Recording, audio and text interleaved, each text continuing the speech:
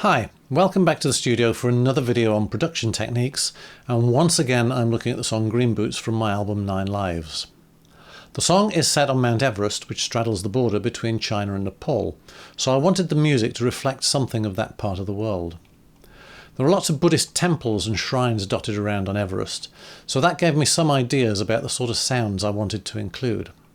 Firstly, I wanted gongs and bells, but I didn't have any.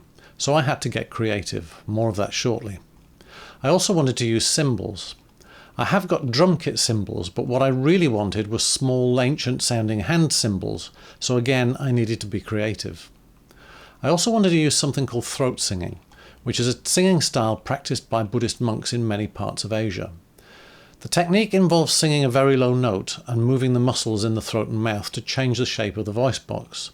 This excites different parts of the harmonic series, producing an unusual sound. It's a technique that requires a lot of practice, and although I understand how it's done, when I try it, it sounds like a dying goat. So instead, I used an interesting software plugin called the Delay Llama. This software hasn't been updated for over 10 years, so it won't work on my studio computer. To be able to use it, I had to fire up an out-of-date computer and record from that.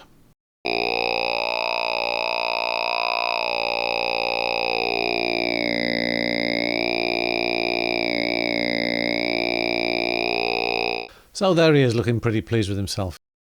So what we can do with him, we can play him from a keyboard and use the pitch bend control to control the vowel sound. So that moves this slider up and down here. We could also just play him from here.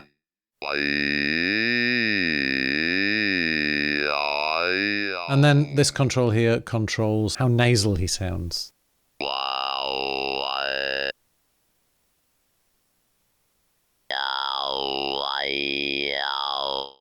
So here we are in the Cubase session for the final song, and what we have here at the beginning is 4 Delay Llama recordings stacked up one on top of the other, and each of these recordings is a separate performance, and they're all doing something slightly different, which gives that sort of human feel to the sound.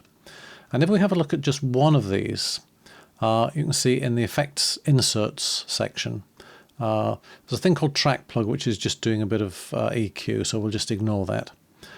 We have a mono delay, we have vibrato, and we also have a chorus. Now, the delay duplicates the sound, so we hear more than one copy of the sound, but with a slight time delay between them. The vibrato wobbles that sound up and down. Singers do this. And then the chorus kind of gives an out-of-tune effect. Again, what you get with a group of people singing together is they're never quite singing at the same pitch. And if I just turn all of these off, I'll turn them on one at a time. So that's straight, and we'll have the delay.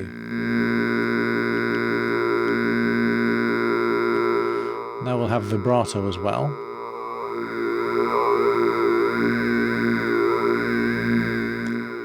And then finally we're going to have the chorus.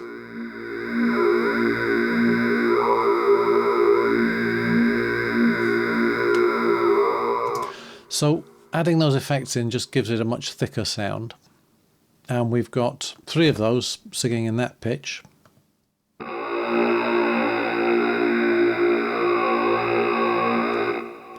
And then we've got one here singing, I think it's a 5th tile.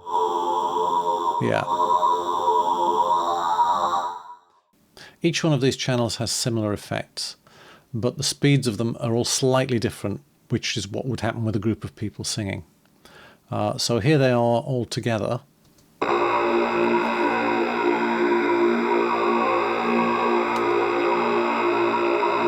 Which is a much bigger sound. So that's how I created the drone sound that went underneath all the bells and gongs. But as I've said, I didn't have any bells and gongs, so I had to be a bit inventive with what was lying around the house. Here's my coffee cup from earlier on. Here's a plate. And an empty coffee tin.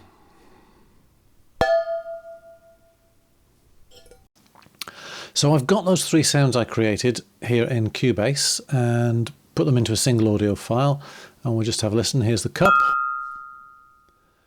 and the plate, and the coffee tin. And now what I can do is select that audio and go to the audio tab and choose Create Sampler Track. And what it does is it creates an instrument with those sounds in it. So we have just listen to the first one. If I play it back an octave lower,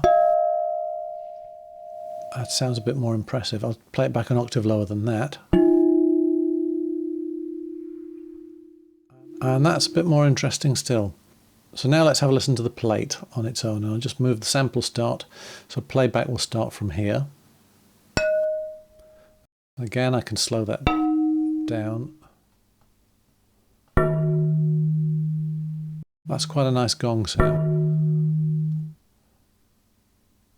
And move it again, and we'll have a listen to the coffee tin. I think this is going to be quite good. The original sound. An octave lower. And let's go one more. I like that.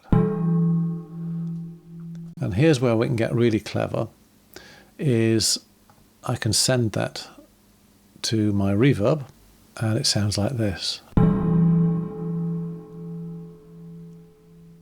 I can use envelopes to change how the thing sounds, or I could just fade the sample in at the start, something like that.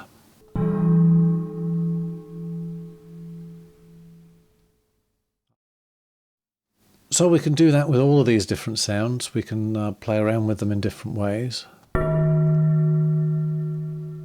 That plate sounds really good, actually.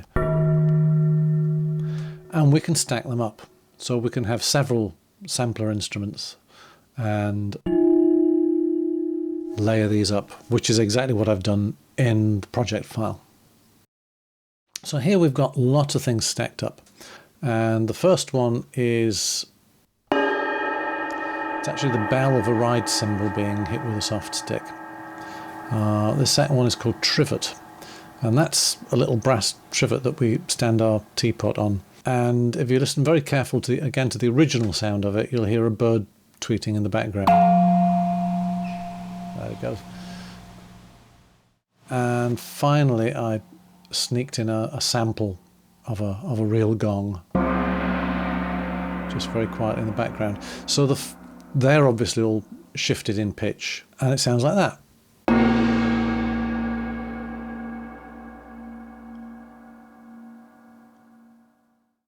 Below that, at the bottom here, we've got lots of bells. And a lot of them are called china bells, and that's because they were bits of china. I think that's a big plate.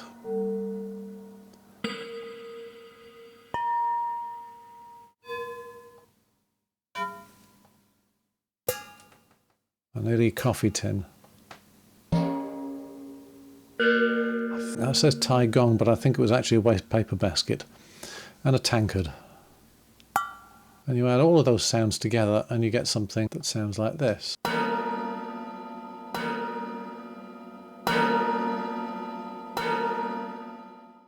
So next up I have the cymbals, and I started off with the cymbals from my drum kit, which are a pair of Sabian B8s, and I just played them with the pedal and left them open, and they sound like this. But they don't really sound like a small pair of sort of Chinese hand cymbals. And whereas with the bells and the gongs, I slowed the samples down to make them sound bigger, with these, I speeded them up to make them sound smaller. So they sound like this. So that's quite nice, but it's just one cymbal. So I added some other things as well. And I think that was actually a couple of splash cymbals being played together. And again, not quite right. So in the track, they sound more like this. And they also don't play exactly the same rhythm as the other cymbal there. So we get a bit of variation in the sound.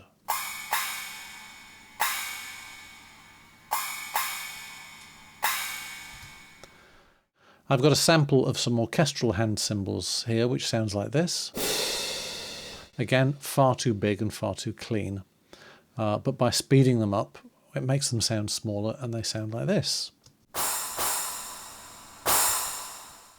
I've also got some cymbals from a a drum kit plug-in here.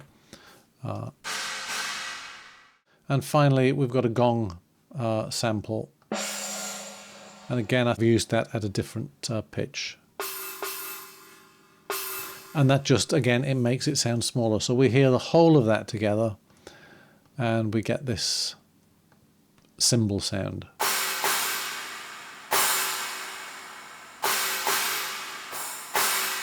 And the whole point of doing this really is to make it sound authentic for the track, and also to make it different from what everybody else is doing. I like to create something original. So the final ingredient on the introduction to this song is this thing. And this is my dad's old piccolo, and I remember him playing this when I was a kid. And despite the fact that it's held together with bits of sticky tape and all the keys are missing, he always got a fantastic sound out of it. And he would sometimes let me play it, and I would make a sound that went and that was all I could get out of it. And even as I got older and I understood the technique, I still couldn't play it. And I have a flute, and I have a shakuhachi, and I have various other wind instruments that I could have put on the track, but when I tried them, the sound wasn't quite right. And I came across this in my instrument collection and thought, well, I'll try it, but I've never been able to play it before, so I probably won't get any noise out of it now. And to my amazement, the thing played.